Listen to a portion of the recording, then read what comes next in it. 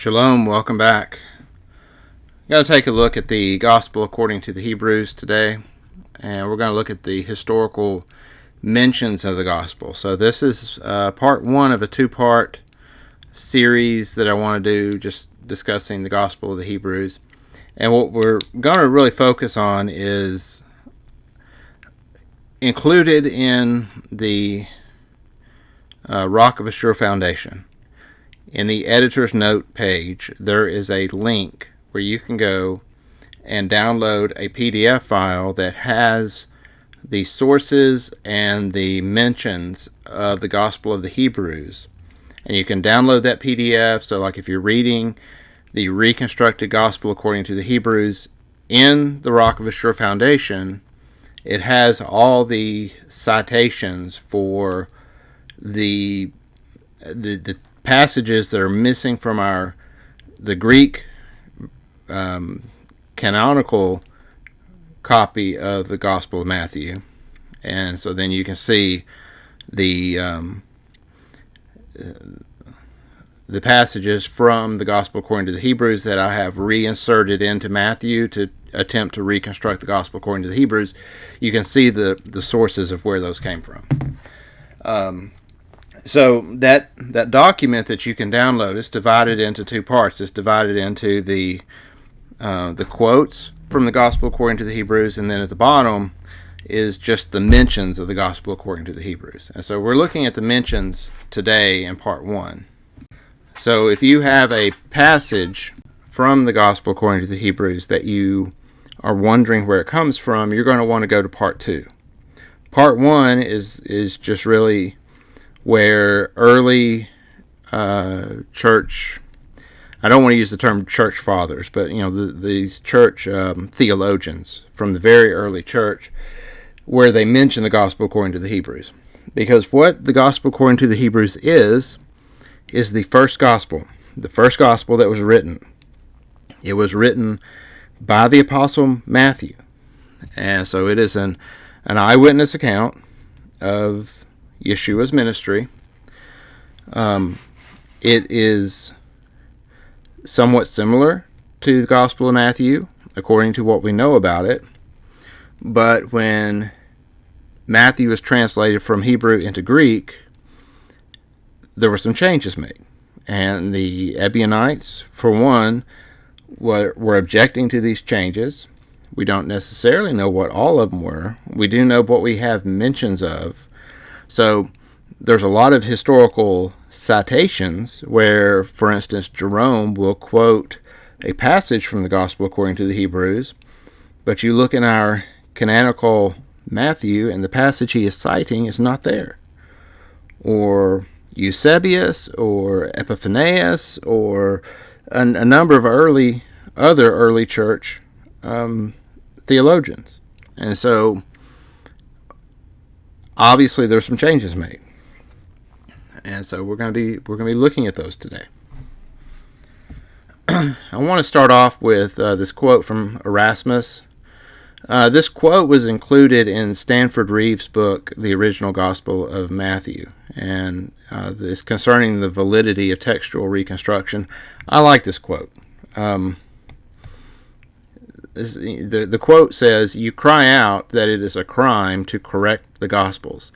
This is a speech worthier of a coachman than of a theologian. You think it is all well of a clumsy scribe when they make a mistake in transcription, and then you deem it a crime to put it right. The only way to determine the true text is to examine the early codices." So the earliest codice, the earliest gospel we would possibly have would be the Gospel according to the Hebrews. However, it has been, quote, lost to time, which what I think really happened is that the Roman Church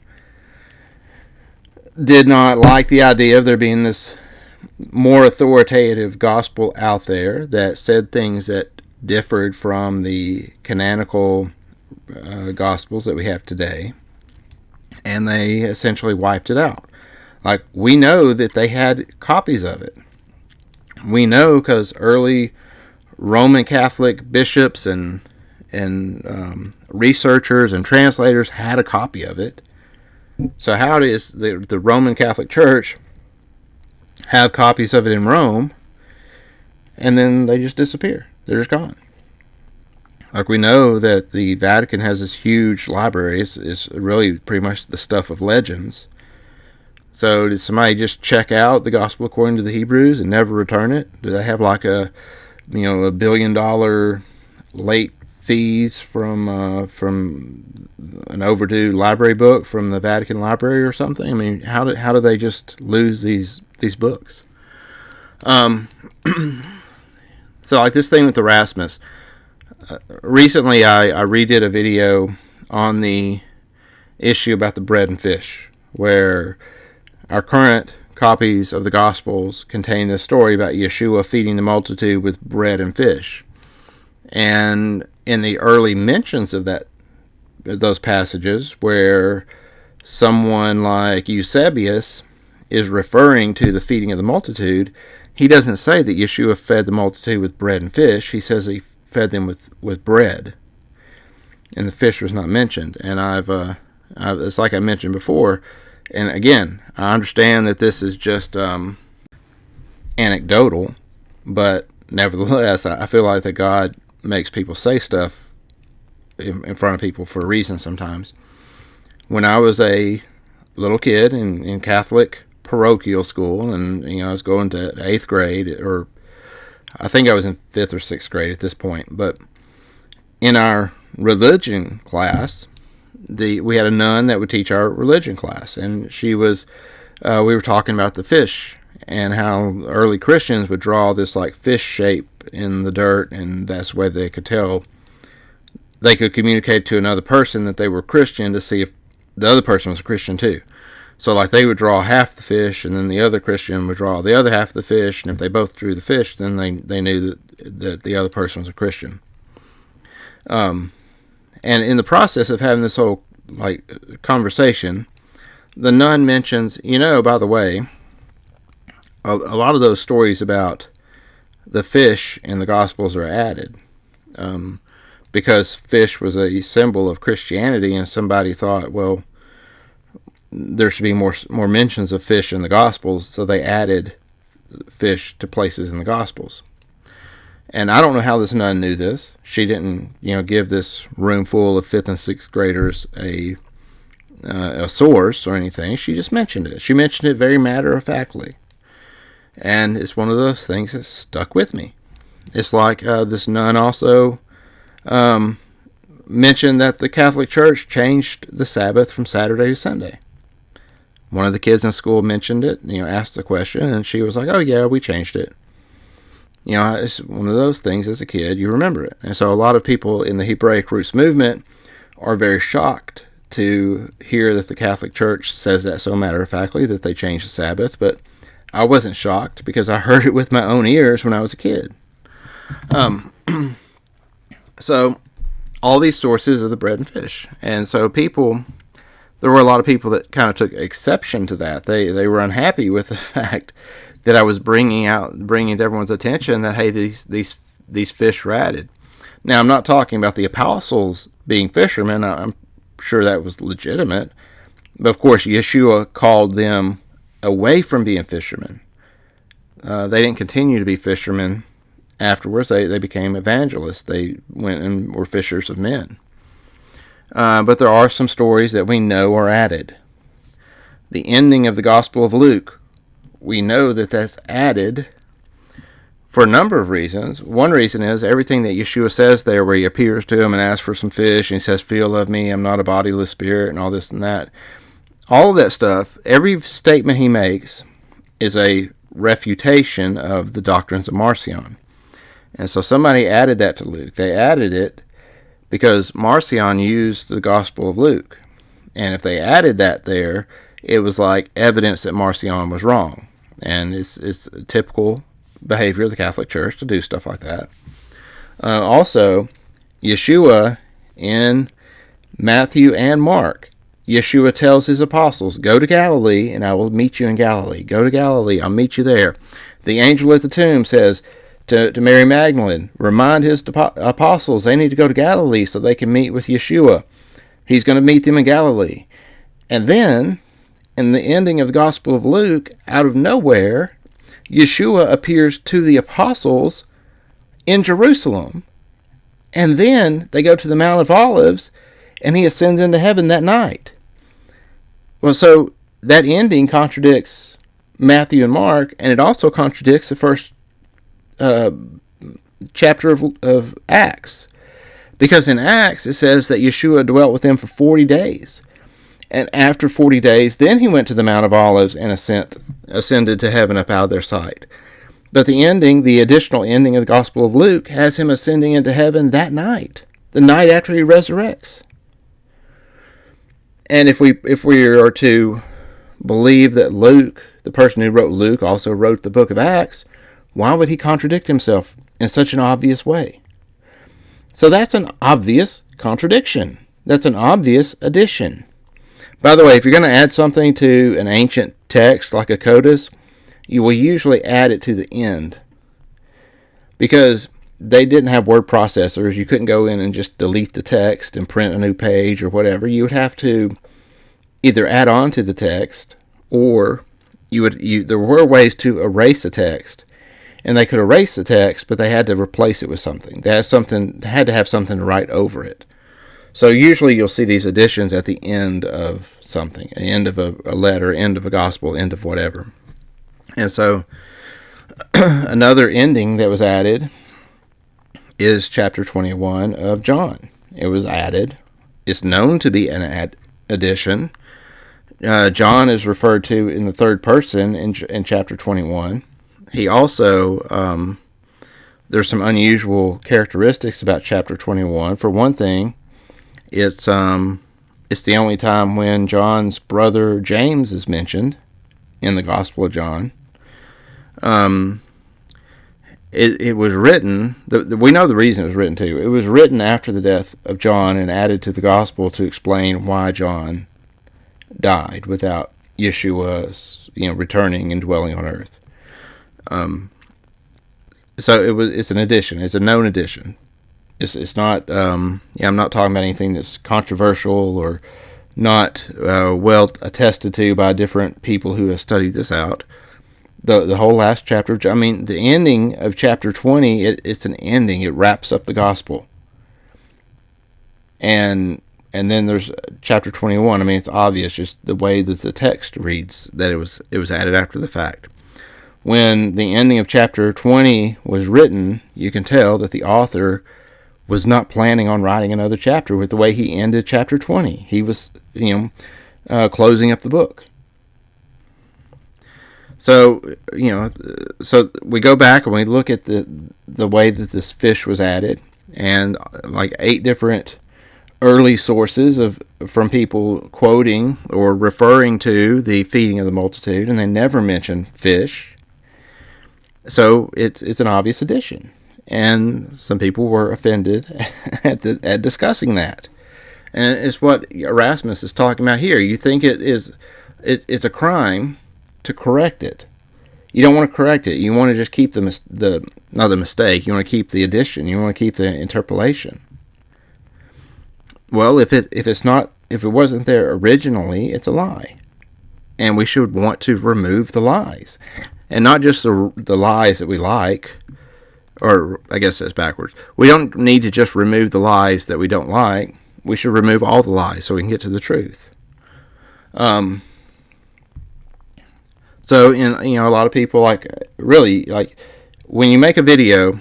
So if you're ever when you start doing YouTube videos or any kind of presentations like this, when you're over the mark, when people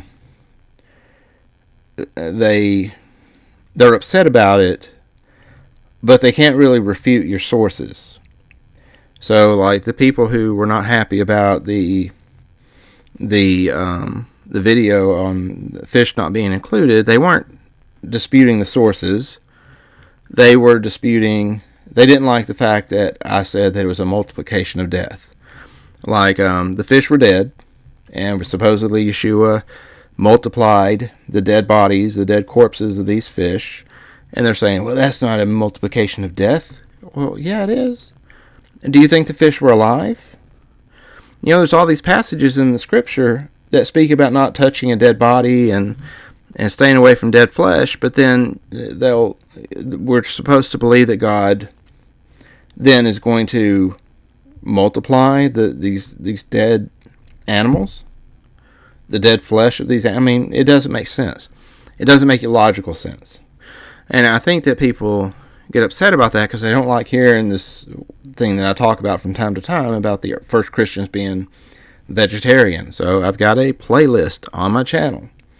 So go to the playlist and you can watch all the videos about how the Ebionites were vegetarian, about how pretty much every reference we have to them speaks about them being vegetarian, about how the early church theologians talked about the apostles not eating meat, and that James never ate flesh his entire life, but we're supposed to believe that the brother of Jesus was raised vegetarian, but Jesus ate, like my family's vegetarian.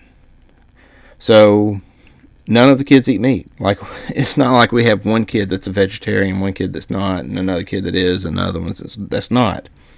If you're cooking for your family, you're gonna feed them all the same way.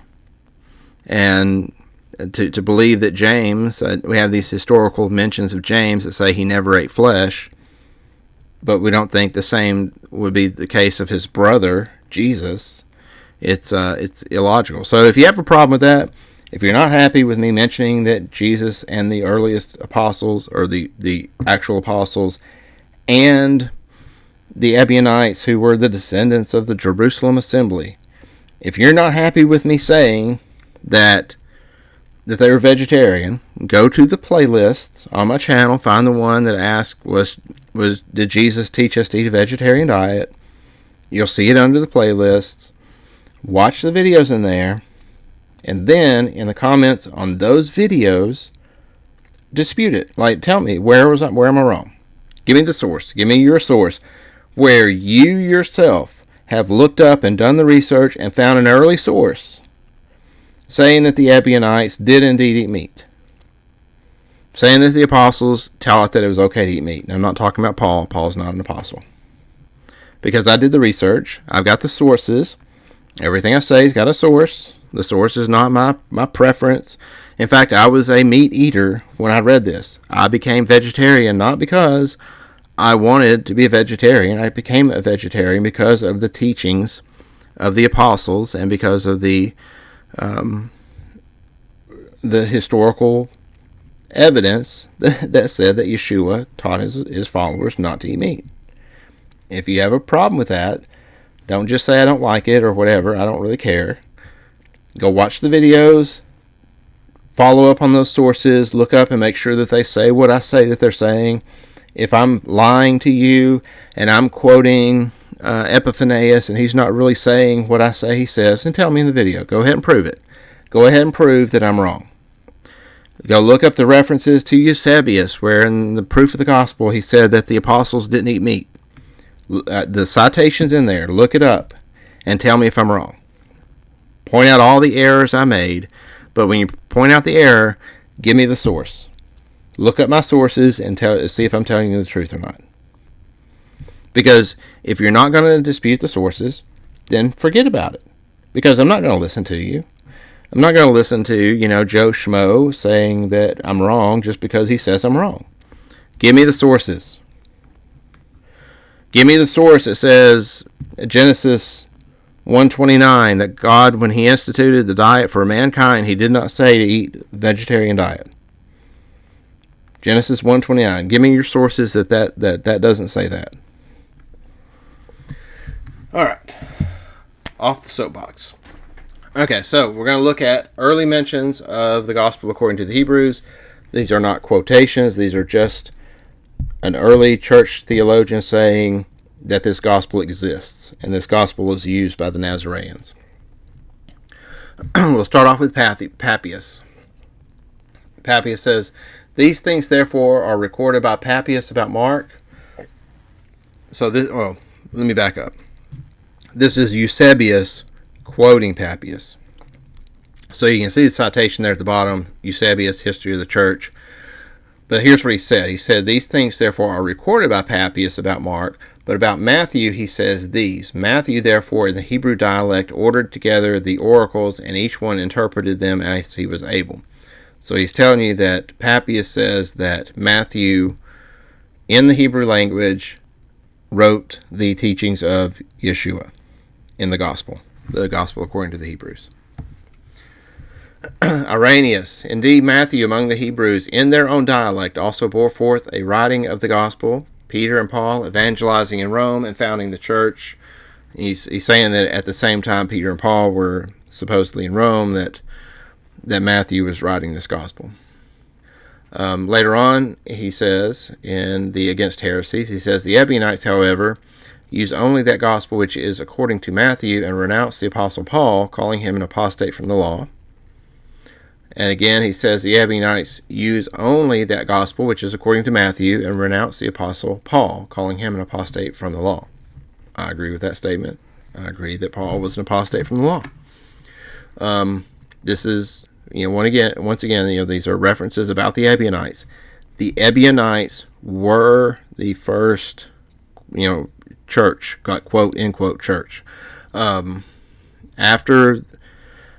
So like the apostles, they founded this assembly in Jerusalem. That's where James stayed. James stayed in Jerusalem, was leading the church from there. Prior to the destruction of Jerusalem, James was murdered by the Pharisees and Sadducees, and when Jerusalem was surrounded by armies preparing for the siege, the believers in Yeshua remembered Yeshua's words that when Jerusalem is surrounded by armies, flee to the mountains. So they fled Jerusalem in what is called the flight to Pella. They fled to Pella, which is a small town going toward the land of Damascus. So the Jerusalem assembly fled. The Jerusalem assembly went by two names. They were either called Nazarenes. So like Nazarenes, Nazareans, Nazarene, they're all the same words, the same name, in the branches. They were also called the Ebionites. The Ebion means poor, so the Ebionites were the poor. They were known as the poor when they were still in Jerusalem. They were known as the poor when they were in Pella. They lived in Pella for several hundred years under the leadership of the family of Yeshua. So like James was the brother of Yeshua. When he died, Simon Bar Clopas became the new bishop.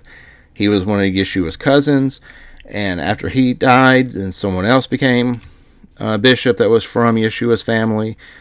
Yeshua's family was known as the Despozzini. And the Despozzini led the Nazareans / Ebionites for like 400 or 500 years. They had 18 different bishops, according to Eusebius.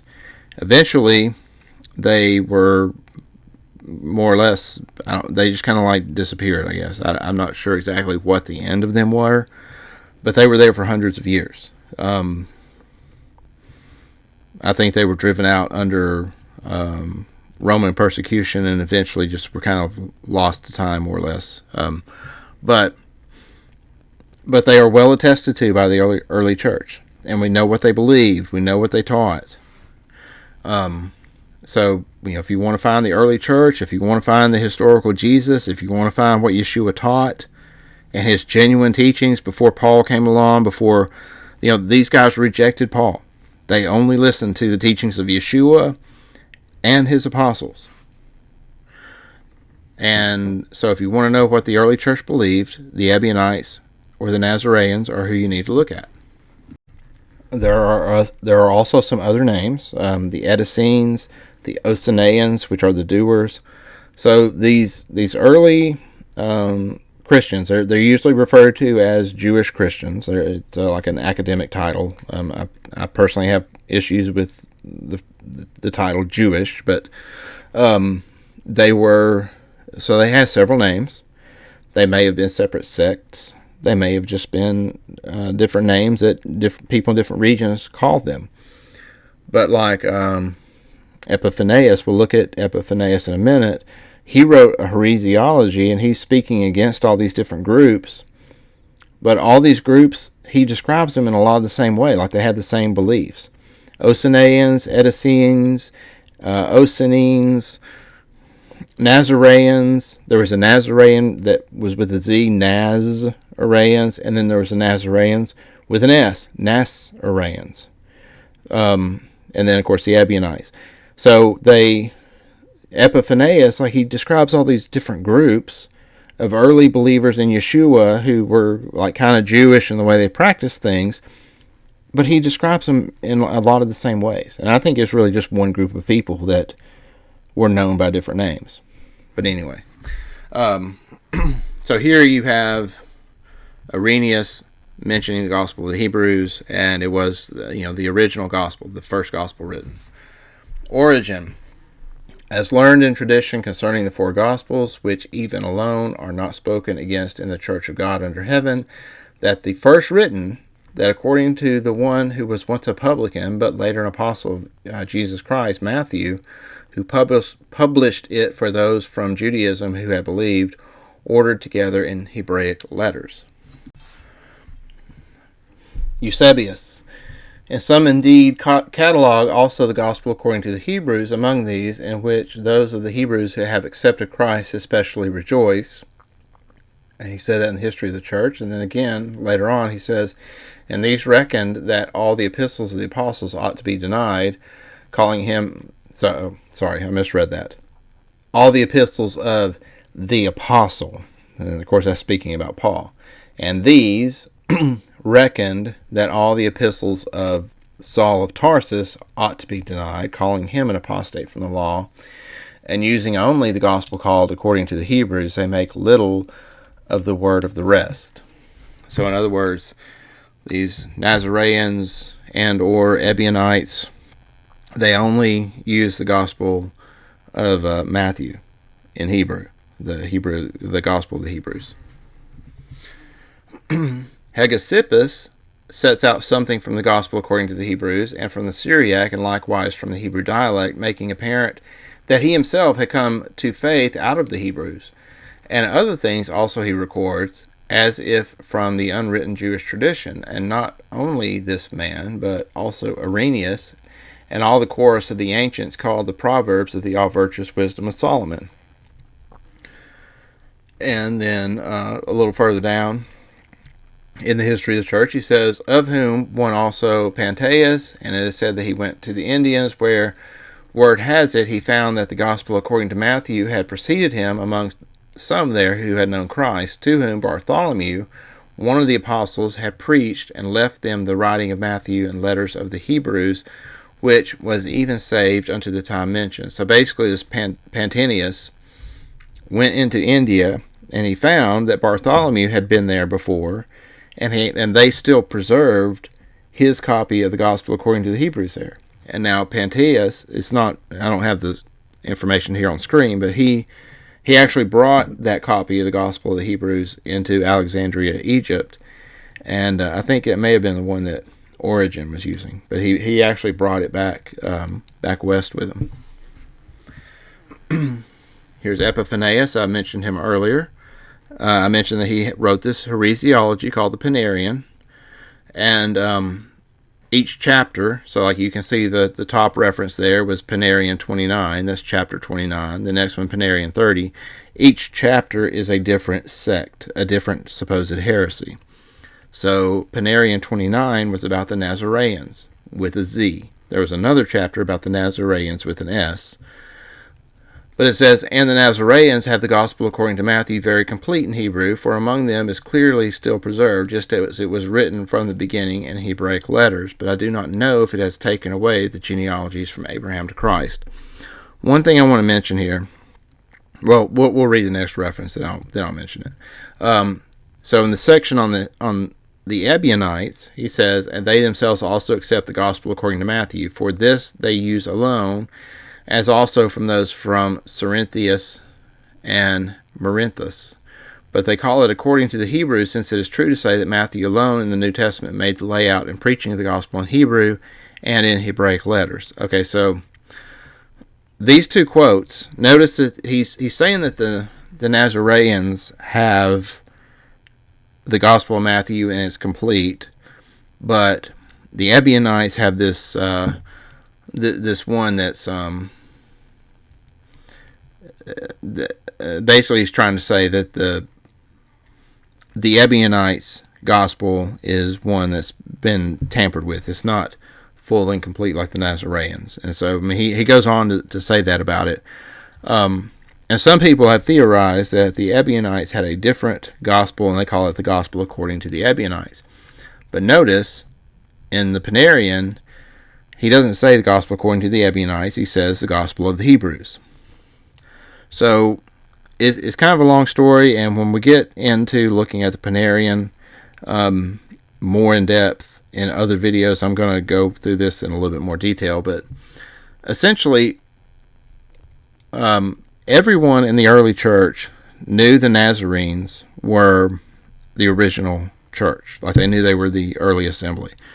They knew it because it's mentioned, like in the book of Acts, where the apostate is called a ringleader of the Nazarenes, and Christ was said to be a Nazarene, and so they knew that the Nazarenes were the early church.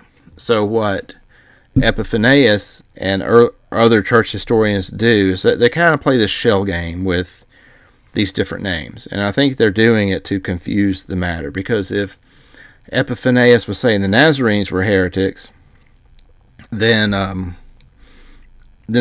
people would be like, okay, something's wrong. Like, why is he in the Nazarenes, the original church? So what he does, he plays this shell game. You know what the shell game is? It's like this little game where someone puts the ball underneath a shell and they mix them up and you got to find the ball.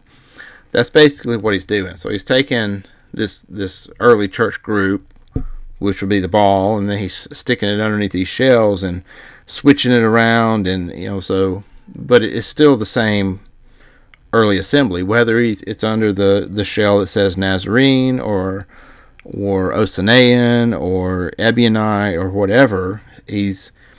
Because in one paragraph, Epiphanius will say that, oh yeah, the Ebionites, they were the early church. They fled from Jerusalem, went to Pella, and they stayed there. And then a few, like the next paragraph, he's calling them heretics. And it's like he's confusing the matter. And I think what he's doing is he's playing this shell game, and he's trying to obfuscate the fact that the early church, the very earliest church, the assembly under James, taught something different than the Catholic Church. And so Epiphanius is his Catholic bishop, and so he's going to toe the party line. So he's playing the shell game. So what I'm trying to say is that the Ebionites, the Nazarenes, these were the same people. They're not two different groups of people. There's letters from early church fathers where they talk about the Nazarenes, and they just interchange the terms. They'll be talking about this group, and they'll call them Nazarenes in one sentence and Ebionites in the next sentence. Like, they just switch back and forth. Like, it's pretty obvious in other sources that the Ebionites and the Nazarenes are the same people. They're not two different groups. They're not one group that's completely apostates and then the other group that's like semi-apostates.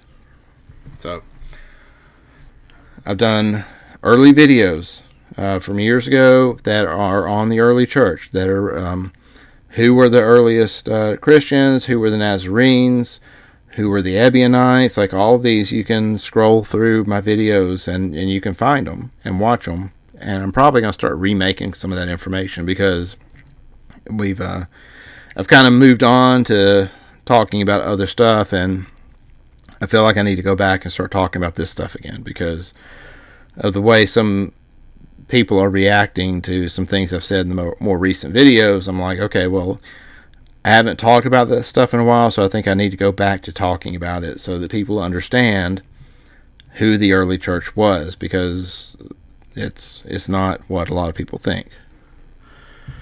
And one more citation from Epiphanius, and it is said that the Diatessaron gospel, which some call according to the Hebrews, was made by him. And again, Panarian chapter 46, that's another sect. So, multiple sects using the same gospel, teaching the same doctrines, and I just don't think they're all separate groups of people. Philip aside says, but they completely cast out the gospel according to the Hebrews and called of Peter and Thomas, saying that these were the writings of heretics, writing about the ancients, where we just saw that Eusebius called the early church fathers the ancients. So I think Philip Sedeatus was saying that the early church fathers, completely cast out the gospel according to the Hebrews, and that called of Peter and Thomas, saying that these were writings of heretics. So I agree with him. Philip of Side, or Philip Sideatus, he's right. The early church fathers did cast out this gospel, and they did call the writings of people like Peter and Thomas heretics. Theodoratus. But they accept only the gospel according to the Hebrews, and the Apostle Paul they call an apostate, speaking about the Nazarenes. See how it was very similar to the description of the Ebionites. Maybe because they're the same people. But they use only the gospel according to Matthew. Again, speaking of the Nazarenes. And then he says, but the Nazarenes are Jews, honoring Christ as a just man and using the gospel according to Peter. Nicephorus, he says the gospel according to the Hebrews is 2,200 lines. So in other words, he's talking about the sizes, the lengths of the gospels. So the gospel according to the Hebrews was only 2,200 lines. And I say only because if we were to compare it to the canonical gospels, Matthew is 2,500 lines. Mark is 2,000 lines. Luke is 2,600, and John is 2,300. So if we were to dig up a copy of the gospel according to the Hebrews, it would be a little bit shorter than the Gospel of John. So it's a relatively short gospel. However, the one that I reconstructed it's longer than the canonical Gospel of Matthew, because I didn't take very much stuff out. So my reconstructed gospel according to the Hebrews is probably 2,600 lines, probably about as long as Luke, maybe a little bit longer. And the reason is because I added the stuff missing from the gospel according to the Hebrews, but I didn't remove very much. The only things I removed from Matthew when I made the reconstruction was stuff that contradicted the beliefs of the early church. So if there was something that was said or done that I knew contradicted the doctrines of the Ebionites, then I removed some of that stuff, but it wasn't much.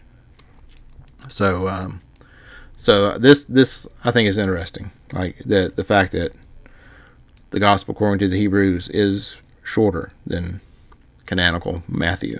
That tells you there was a lot of stuff added, 300 lines added, in addition to the stuff that was taken out. Codex Vaticanus. This one, it says, likewise, these 8 days of Passover in which Christ, the Son of God, resurrected, signify 8 days after the remission of Passover, in which the entire seed of Adam will be judged, as is announced in the Gospel of the Hebrews. And therefore, wise men suppose that the day of judgment is at the time of Passover, since on that day Christ resurrected, so that on that same day the saints might rise up again. So this actually kind of moves into the area being an actual citation from the Gospel of the Hebrews, but it doesn't actually tell you exactly what the citation is.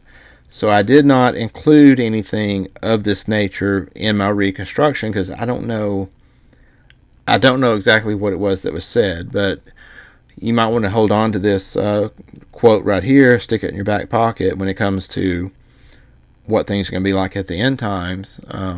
According to this Codex Vaticanus, the Gospel of the Hebrews says something to the effect of the 8 days after Passover signify something to do with the end of time.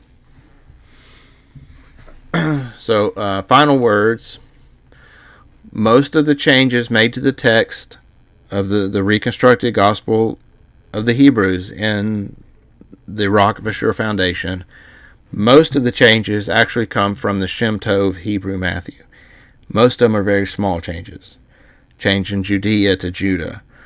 Changing, changing like one word. That's most of those changes. Some of the changes were changes that added some clarification to the text. So the Shem Tov Matthew seemed to be more accurate in a couple of places. So most of the changes that I did in the reconstruction were just changing the Greek Matthew to line up with what the Shem Tov Matthew said. And they were relatively minor changes. Or some were imported from sections of Luke's Gospel, which are believed to have been copied from the Gospel of the Hebrews. So some of the things that you'll find in the reconstructed Gospel according to the Hebrews is just stuff I brought from Luke. A few verses were adopted from the Gospel of Thomas, and I'm not sure if I actually used anything from the Didache. There's a few things I was considering putting in, but I don't think I ever did. But because I can't 100% say I didn't, I just went ahead and put the Didache in here too. If you want more information on the Gospel according to the Hebrews, I suggest reading The Hebrew Gospel and the Development of the Synoptic Tradition by James Edwards, or the Original Gospel of Matthew, Volumes 1 and 2, written by Stanford Reeves. There is a third volume, but the third volume is really just his reconstructed Gospel of the Hebrews. You can get that information from Volume 1. If I were you, I would get Volumes 1 and 2, and then if you decide you want Volume 3, you can always get it also. But it doesn't give you necessarily new information because all that information is in Volume 1. So anyway, also there's a couple of links, and these same links are in that PDF that you can download that gives you the sources of the Gospel according to the Hebrews. So you don't have to try and type these links from your screen, but a couple of Wikisource articles that give you all the citations that I just went through, as well as some more. So if you're interested in this subject, these two links are a wealth of information. So anyway, I pray that this has been a blessing. If this is something that you enjoy, if this is a subject that you're interested in, I ask you to, subscribe to the channel. Share this with your friends on social media if you think that they will appreciate it. And I'll get working on part 2 and hopefully have it up soon. So thank you for listening. Shalom.